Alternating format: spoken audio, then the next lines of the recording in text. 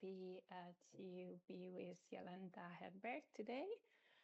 My name is Noémiette. I'm the chair of the Young EFC, and within the International Day of Women in Engineering and more generally in science, we will today see one of an inspiring role model in corrosion science.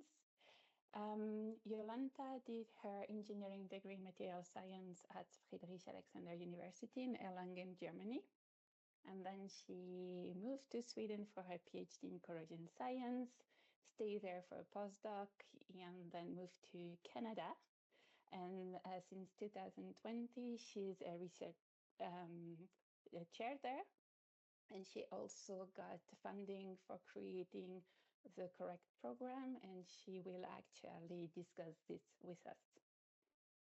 This reminds me I should have put some slides in. Okay, so hello everyone. I was thinking that, so this is recorded, so in case you want to ask like more confidential questions, just let us know. We stop the recording.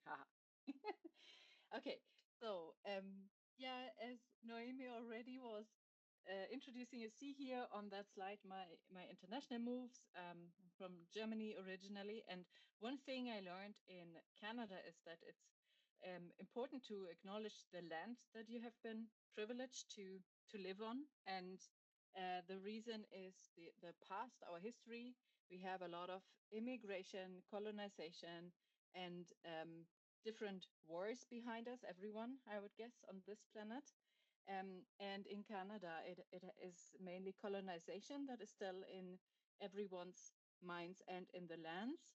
And this is very important for us as material scientists as well, because a lot of the materials extraction has been fueled by colonization, or the material extraction was actually the cause of colonization in many cases. So it's important to acknowledge that as our professions. And so I was in Erlangen, which is this little town, and there you see the Regnitz, which is that river. It looks very similar to the Thames River, which is in London, of course, in Canada, in Ontario. So that is where I'm right now. So the environments are very similar. It is more hot in the summer here and more cold in the winter, because we are more continental compared to the European climates I have been in before. And there have been a number of indigenous people along my way. So in Sweden, it's mainly the Sami people in the north, and they are very much affected by the materials extraction and our disciplines.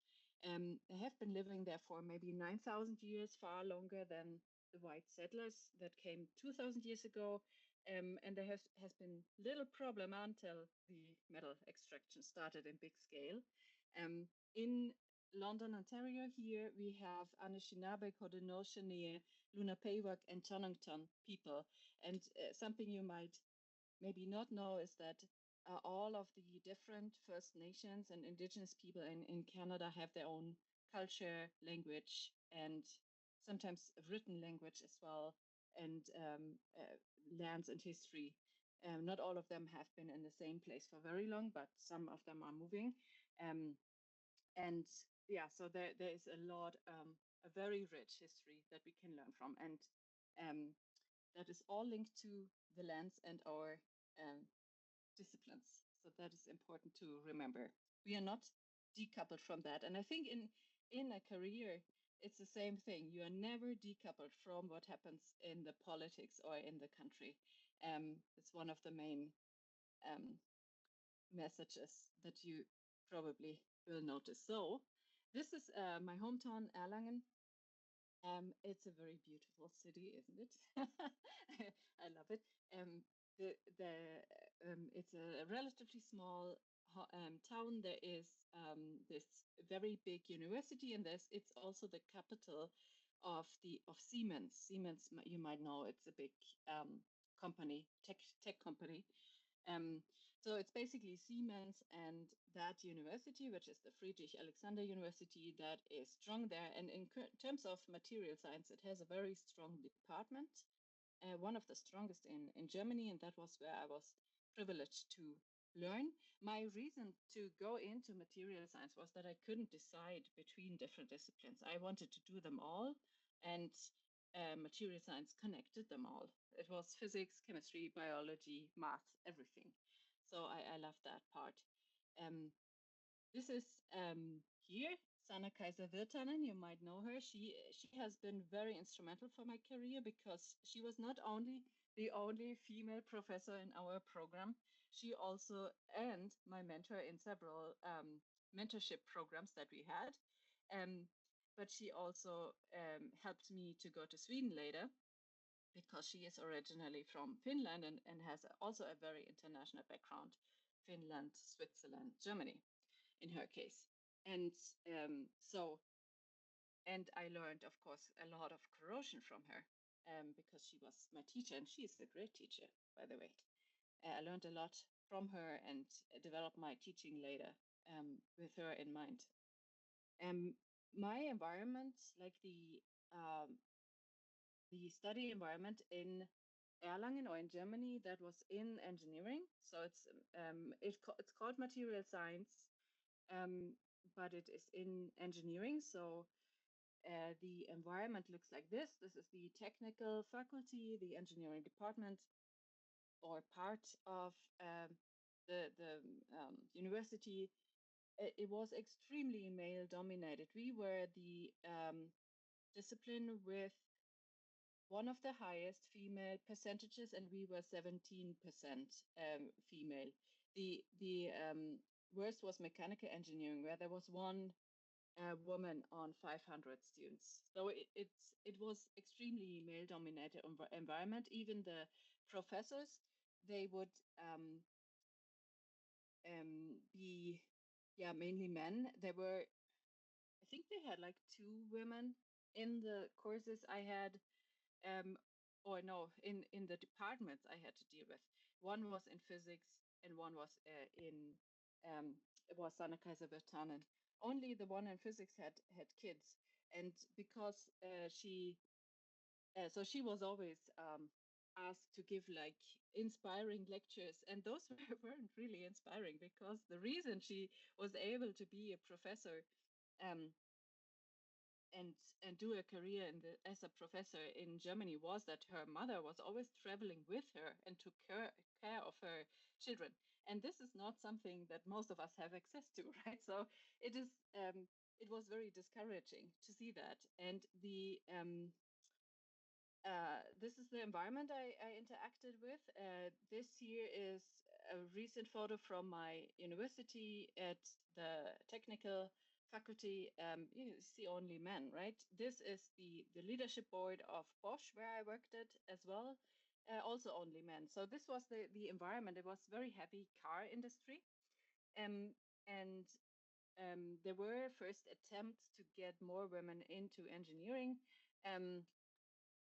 I was in all of them. They had like different mentorship programs. They tried to teach us soft skills and tried to. It was the old days when you still thought that the problem why women are not in engineering is because they have not the right skills. So you taught them like how to do negotiation and salary or whatever, right? But the research actually shows it's rather the opposite. The problem is there are barriers that are put in place to actually exclude women. So it is. We had a mandatory internship program, which was in a mechanical workshop, and that was 2004.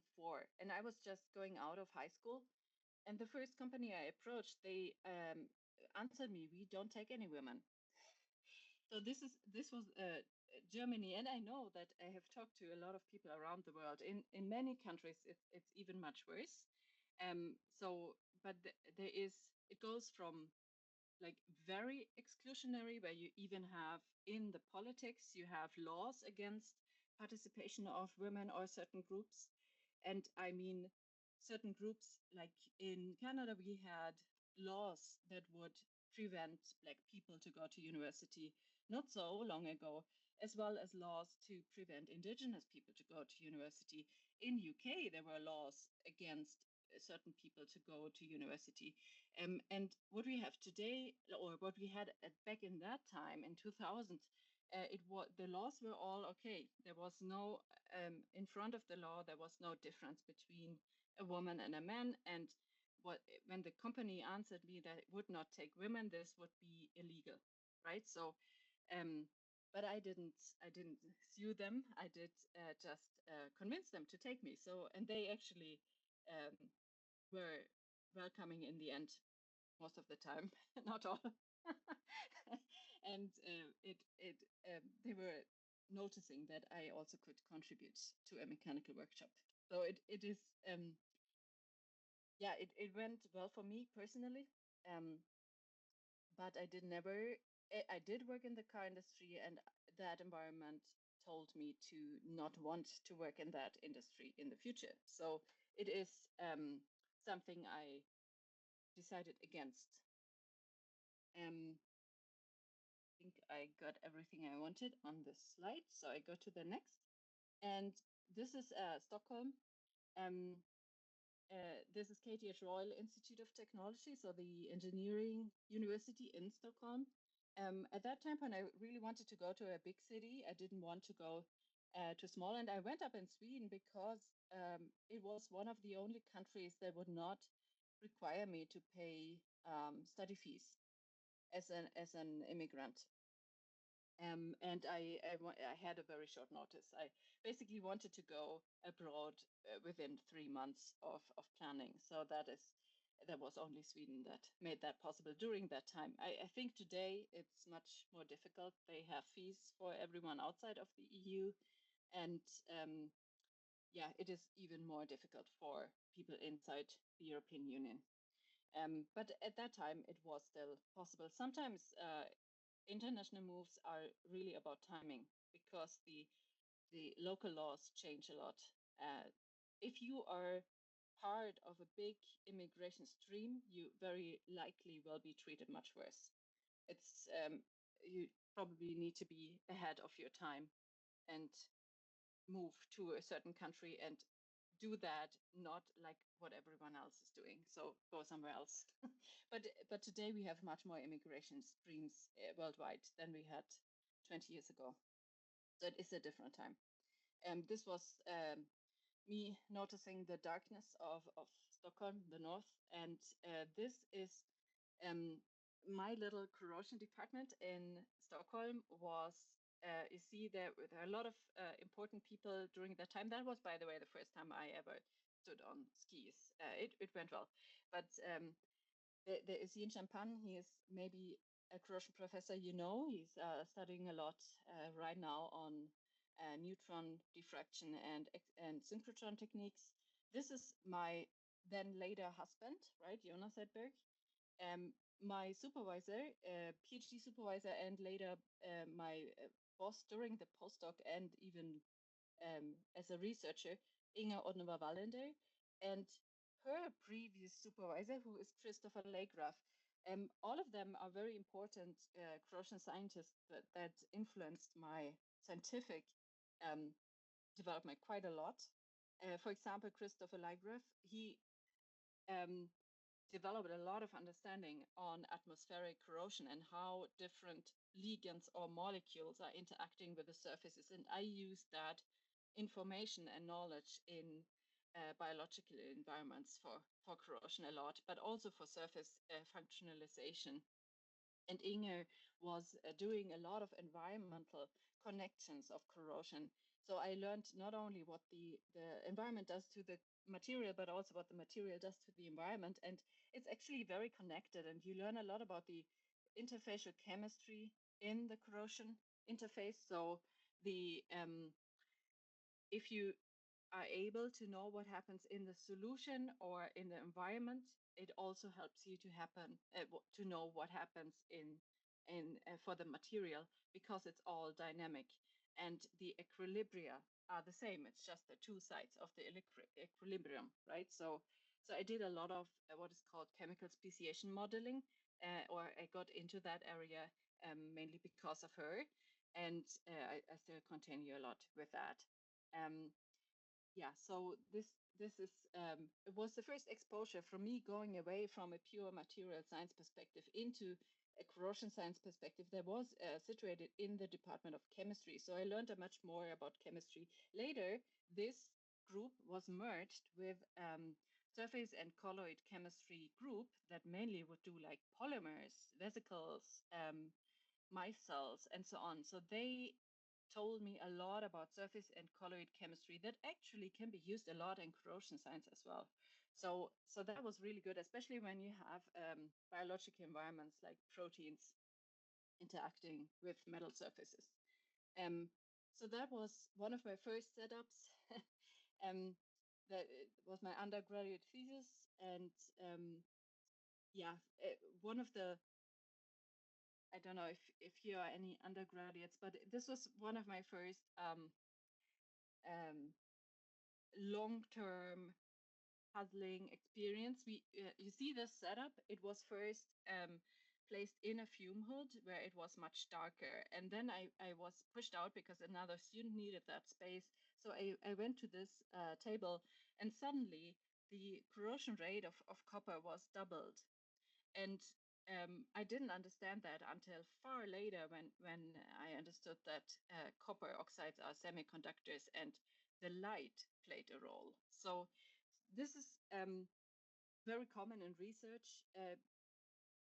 You're not doing something wrong because it's different or it's not reproducible. It's just something you missed, right? As long as you always document everything and keep thinking about it and ask everyone, you might eventually, and it takes sometimes years or decades, you might eventually find out something very important. So, and I should say, so this was in, I don't remember, 2008 probably. And I was in 2009, I was marrying Yolanda Hedberg, and then in 2010, I got my first baby. So that was in the second year of PhD. And one thing that is very important and was for me very important is that in Sweden, compared to Germany, the gender equality has advanced much more. It's still not equal, but it is far or better than in Germany. So in one of the things that people usually say when they come from Germany to Sweden is, oh, there's so many fathers with kids, strollers on the playgrounds and so on. And that's true because the fathers are much more engaged as parents in Sweden than they are in Germany. And another thing is when you look at the German immigrants in Sweden that come from the engineering side, most of the female engineers say they go to Sweden because they are allowed to work and have a family at the same time. And the male engineers say they go to Sweden because they are allowed to have a work and a family at the same time, right? So you have this interesting from both sides, right? In Germany, it's more still traditional. So the woman has either, the female engineer, if she gets children, has either no job after or a very boring job, like a quality assurance or something. So the career opportunities are limited because you got a child or a family. And for the male engineers, the expectations are sometimes to work 80 hours per week. And this is just not combinable with being a good, engaging father at the same time. So a lot of the immigrants, the engineer immigrants from Germany to Sweden, tell about that from both sides because they get a more balanced. In Sweden, it's more common that both of the parents work and none of them works 80 hours per week. So it's a more balanced. In the end, it's the same thing, right? Per family, it's 80 hours, but it is more balanced. So, and that was very important for me because when I was still a PhD student on a stipend, very low income, and I had a baby, all the daycare was free in Sweden. And the system was really made for having children. There was no problem. I did not have a delay of my PhD thesis. In fact, I graduated after only 3.5 years with 22 papers, right? And that was despite a baby. So it is really possible. This is the baby and me writing a paper. This was paper number 8. And in the kitchen So it is possible to combine if the society is positive, but even if the society isn't positive, there's always something in it that might be positive, and you can try to stick to that. I wouldn't say, I mean, it could have been that I would have been even more productive if I wouldn't have got that baby, right? But it is, I don't think it is really the case, because you would, you have a lot about in the career is more about you maturing and getting exposed to new situations than about you working certain hours. So it's not about hard work, it's about how you develop. And getting children is one of the best way to learn efficiency, multitasking, and productivity. So it is usually resulting in better workers as well. But of course, only if you have a support environment that makes it possible. So it is helpful if you have good healthcare, for example. So when I was graduating as a PhD student and early career, I had a lot of successes because at that time point, it was basically only the productivity that mattered. And this is another message to you, because it's not only the productivity that matters, right? So this was the graduation ceremony. This is in Stockholm. It's the same as the Nobel Prize, basically. So this is the golden area. I got the Maurice Cohn Award, Student Award. Here you see again Sanna. She did, by the way, not decide who to get, who gets, but she was participating in the ceremony.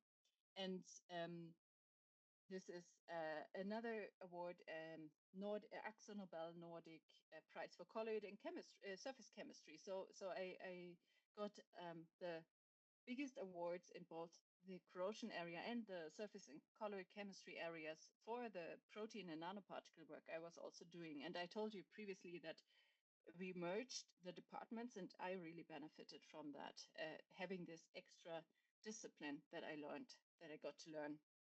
So until now, it looks like I was very successful, but in reality, and especially in the time after this, 2014, I really piled up what is failure after failure.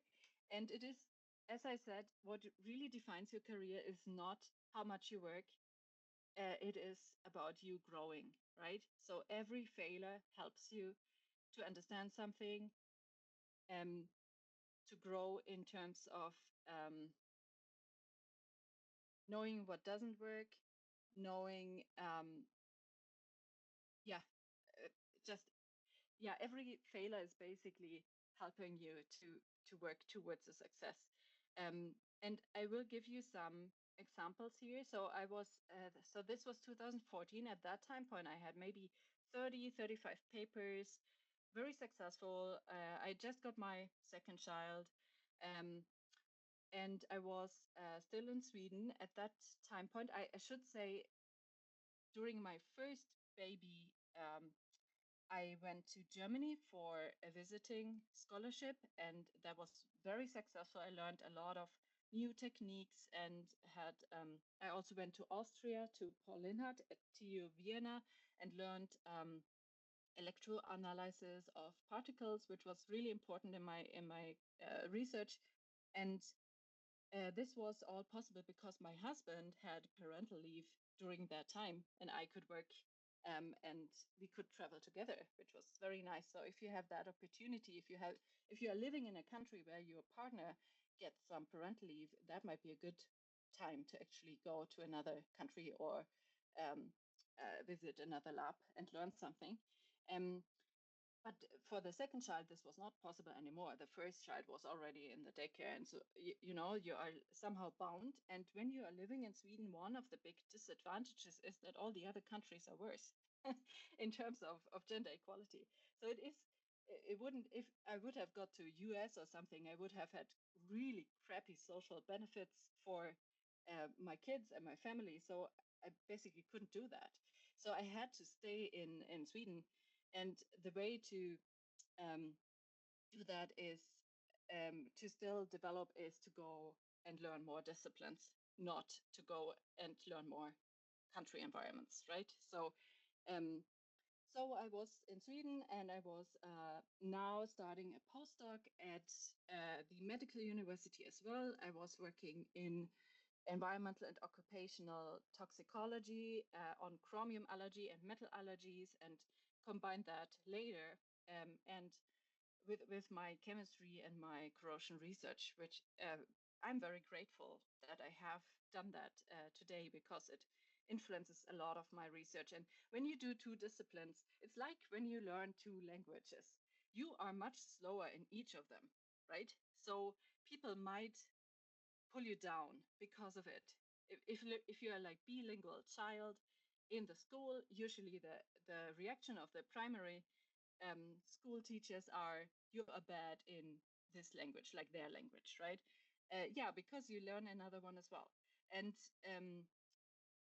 but later, a few years later, like 10 years later, that child that knows two fluent languages has an advantage, right? It's the same with interdisciplinarity. It is a disadvantage as at first, and it is an advantage later. And this is really important to remember. So I would always recommend to go with your personal growth first, to prioritize that, and do not expect that someone will reward it right away. It will never happen. So anyway, so now I will tell you some stories about all those failures. So during this first early career researcher years, I was writing a lot of applications for faculty positions. And I got in total 14 rejections. And I always tell that to students that are like devastated by the first rejection of a job or something, because, and I don't know if you have ever done an application for faculty positions, but it's usually 100, 200 pages. It takes months to prepare it. So 14 rejections is a lot of years of work, right? So it is really, and I learned a lot from it. And I should say that, so this were my first one. I was still new and successful, so I thought I would get a faculty position easily. No. So those first rejections were definitely teaching me more than, yeah, because and the one in NTNU I almost got. So I came into the interview stage. I was on the rank number 2. And that helped me a lot, because it gave me some faith later, when I just had this blank rejections, that I actually wasn't that bad. This position was actually in corrosion and surface chemistry, so it was exactly my topic. The reason I didn't get it was that the other candidate was more experienced, which is another message. If you are, so there are people, I should say, there are people where the employers think that they might have potential, but you usually don't belong to them, right? You usually have to prove yourself first, decades before you might be considered by an employer as the best candidate. Why? So there are a number of things. First of all, I was always an immigrant or a woman or an exile German, and that always statistically gave me a disadvantage. So if I would compete against someone who is not having those barriers, then I would be the one who would need to prove myself. So I have heard a lot, like, yeah, she was very productive, or she worked very hard and diligently, but can she really do it? So this mistrust is very common, especially in the beginning of your career. And honestly, there are a lot of good other people out there that might be better than you. And this is another message when you compete in those processes. There are a lot of good other people, right?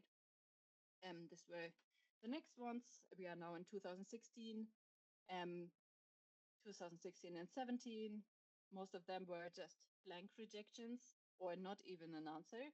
And you spent months for it, right? So, but then it started in 2018 and 19. I started to get invited for interviews again. So it was not just a blank rejection. And So that was when I felt that maybe now I have like accumulated enough CV to actually become compete.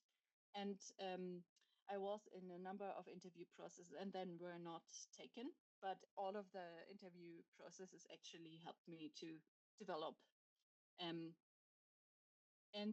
those last two were really funny. I will tell you some of the rejection messages I got because they are funny and you need to learn how to interpret them after so many failures. So this is one of them. In spite of excellent merits and abilities and commitment of the candidate, it is questionable whether this research profile can fit inside the activity description of the position. What that means translated is they have a candidate and you are not the dream candidate, right? Because if they have an activity description, so you hear that a lot in career advices that you should apply anyway, even if you are not right away fitting the position. This is true, but only if they don't make the position description in a way that it fits their dream candidate, right? So, and that happens a lot. And a lot of the European and North American countries are obligated to publish a job description no matter what, and no matter if they already have a dream candidate. So if they have a dream candidate and then you as the really high qualified person are applying, they need to find a reason to reject you, right? So keep that in mind. That happens a lot, and it's just living with it because and sometimes it's really nasty because a lot of those processes are transparent nowadays in many countries, and if they have to reject you because they have someone else, they and you are really good on paper, that means they have to go into very nasty ways to reject you. They have to find really bad things about you. So don't see that as they really hate you, just see that as, okay, they have a candidate. Okay. This is a common thing. Research proposal is fairly aligned with what she's already doing. Should she break out more? So that is basically a mistrust in the development. It could also mean a mistrust in your career path because a lot of the careers or CVs require you to be a postdoc somewhere else in a different country. And even if I was at that time already in 3, 4, 5 labs, right, in a lot of countries, they didn't see me as someone who had like a Harvard postdoc. So this comment is a typical sign for that they think I'm basically just following my PhD supervisor and not thinking on my own. That's also a comment that is a little bit more biased. You would hear that more often if you belong to historically discriminated groups. These two comments here, they were just 6 months apart from the same university. So these were my two last rejections. She is better suited for more junior positions, said the first. And the second, just 6 months later, she is already a very successful scientist and may thus be too senior for this position. And they were the same positions, right? So same university, same position, just 6 months apart. So really take those comments with a grain of salt. Do they not let you destroy your, and it might be good to keep them in, to document them for your later memories or presentations like this, right? So I did that always because it's funny if you look at them much later. She has a strong potential to reach this, but needs to gain more confidence and authority in her leadership. This is something that basically tells you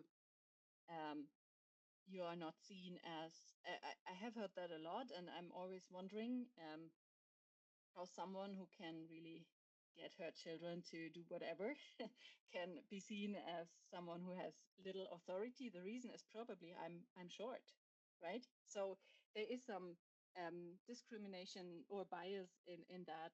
I do have a lot of authority, and I just don't fit the box of people that people think how an authority person should look like. So that is Yes. Okay, I'm trying to see what I more wanted to say here. Yes. Yeah.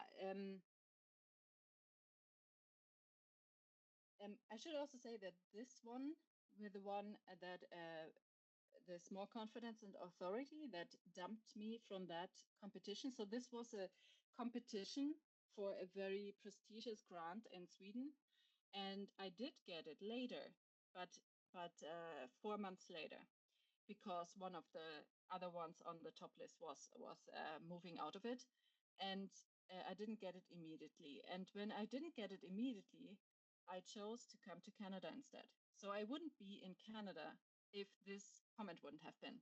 So this comment would have kept me in Sweden. And so it really meant a lot for my career path. And so I wondered a lot about that. And in our home, we always have this joke whenever we are fighting with our children, and my husband tries to tell them something, and then I just say something in German, and they are quiet, right? And then I'm always putting this joke, but I don't have authority. So it's kind of funny. If anyway, we are in Canada because of this comment. And this last comment is something, oh, this, by the way, an ERC grant application that was rejected because I was already too well funded. And this is, yeah, that was also interesting. Yeah, a comment to hear. And another comment I heard is your CV is scary. So this is something that you probably would hear more if you are belonging to a historically discriminated group. If you would be like a white local man in that country, born there, you would not hear that your CV is scary. You would hear it is it's good or it's excellent. So, oh, this was, by the way, our move to Canada. Just to show. And I wanted to say a few words about international moves. There are disadvantages and advantages. You see some disadvantages here. It's always difficult to move with a family, especially during COVID, especially from a land or a country that kept all the schools open to a country that kept it all closed. So it was really a complete cultural shock for me, and especially coming from a very child-friendly country to a more traditional country, which doesn't provide anything for families. So it is very, it has been a tough move. But my kids were at that time point already old enough, hopefully, and they managed, so they well adjusted. One thing that is always difficult after international moves is you feel lonely, right? There is no network, you don't have the information. It's always hard. You're always seen as an outsider or immigrant. But there are some positive things. After you have moved to a new country, you learn the most. And after you have moved to a new country, you are not in the local golf club committee and the local, I don't know, number of clubs. You're not invited to your grandmother's dinner. So you have a lot of time. So you see that as an advantage. Because 10 or 15 years later, you are sitting on all those local committees, right? And everyone is requiring something from you. So it is actually good to change environment in many aspects, but it is super hard. And there's always a cultural shock perspective. And I should say, it was much easier to move as a 21-year-old single woman from Germany to Sweden than as a family from Sweden to Canada. So there are different phases in the life where it's easier or more difficult to move internationally. And one advice I got from an Australian professor was always keep at the new country for 3 years, because you will hate it in the first 3 years anyway, just because of the culture shock and because of the move. And first after 3 years, you will notice if you actually like it. So that is a good advice I followed. because you do hate it in the beginning. And in the beginning, you think, why are you doing things like this here? Come on, we have been so far, so more developed in the past, right? So you see all those things, and yeah. So here in Canada, the very good thing is that I come from a high-pressured economic system in research in Europe with very low success rates of grants. They're usually 7%, 8% success rates, right? So I'm used to write a lot of proposals and get a lot of rejections. And then I came here. So at the time I came to Canada, I had already written 500 proposals, and 400 something of them were rejected, right? So when I came here, I continued to write proposals, and suddenly I got all of them, right? So that is something. There are several reasons for that. It's not that the success rates are higher here, but it's not only that. It's also that the people here that become a professor usually have written 1 or 0 proposals, and that makes a big difference.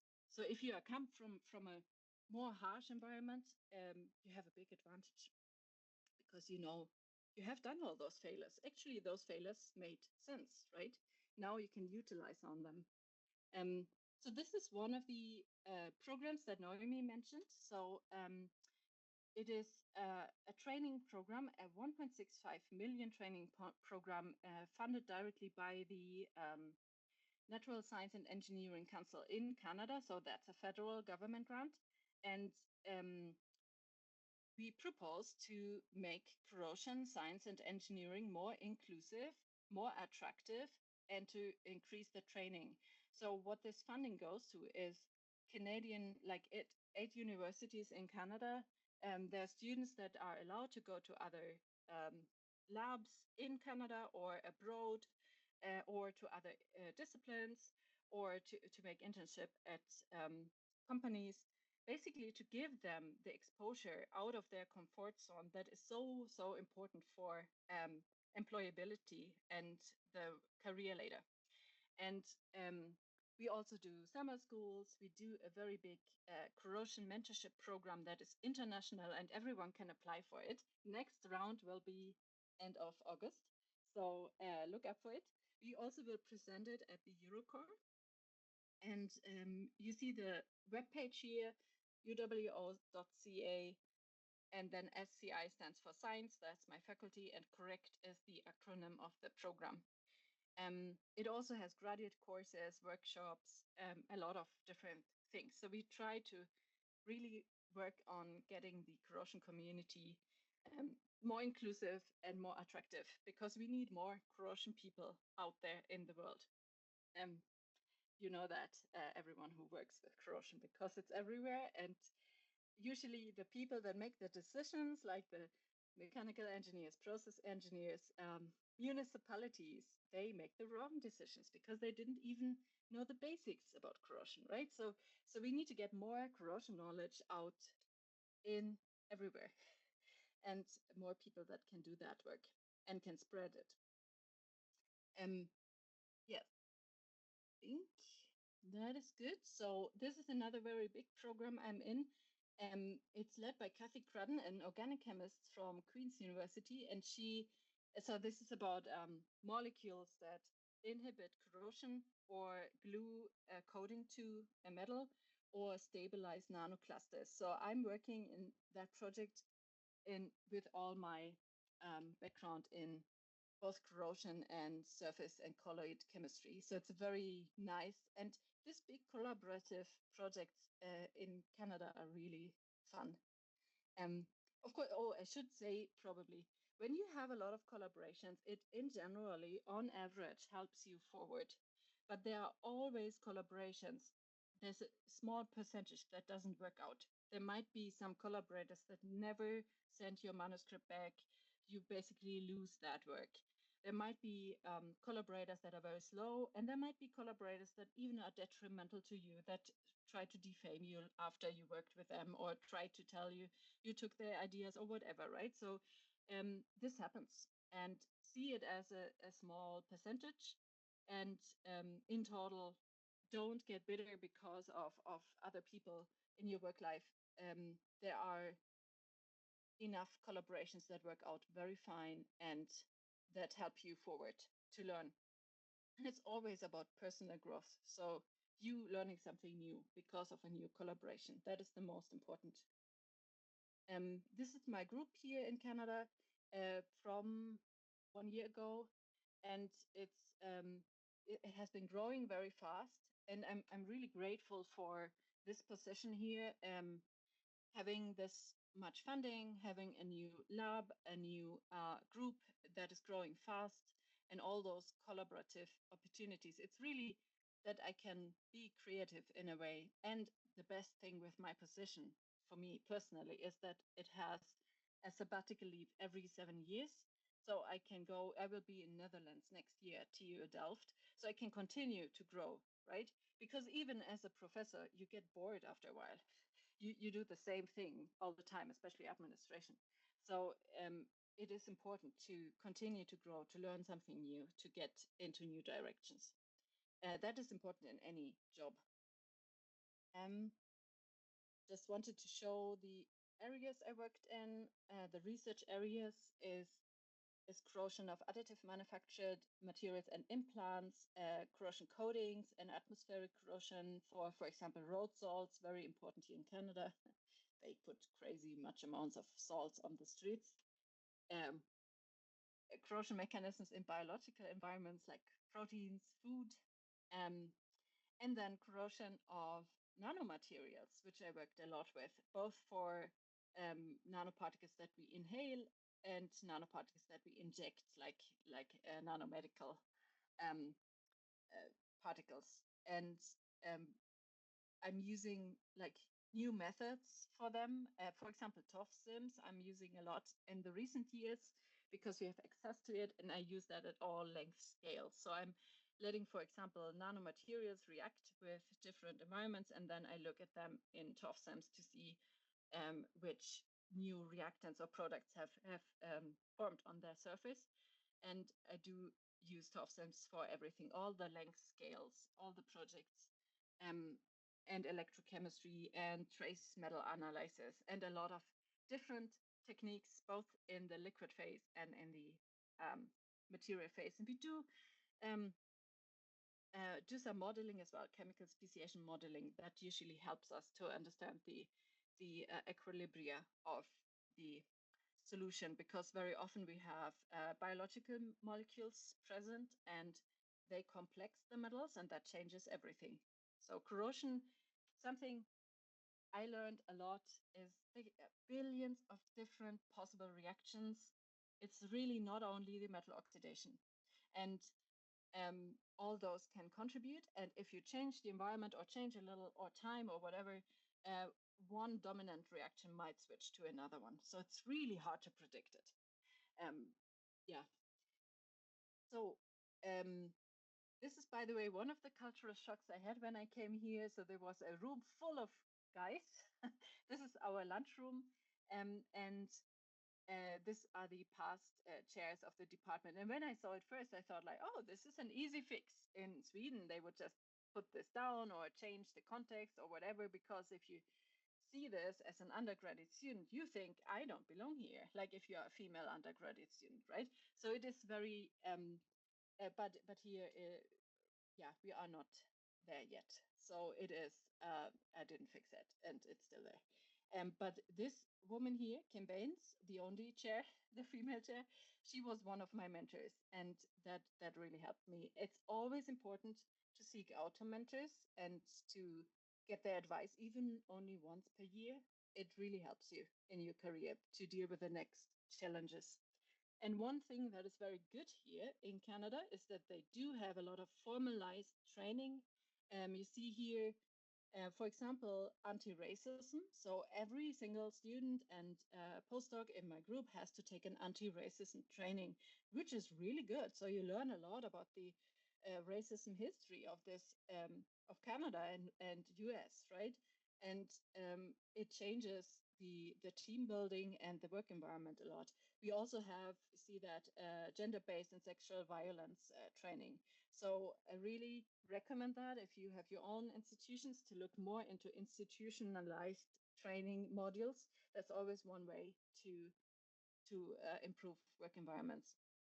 And finally, it's already 9. It's already 3, yeah. yes. Yes. Oh, 9. Yeah. Yeah. We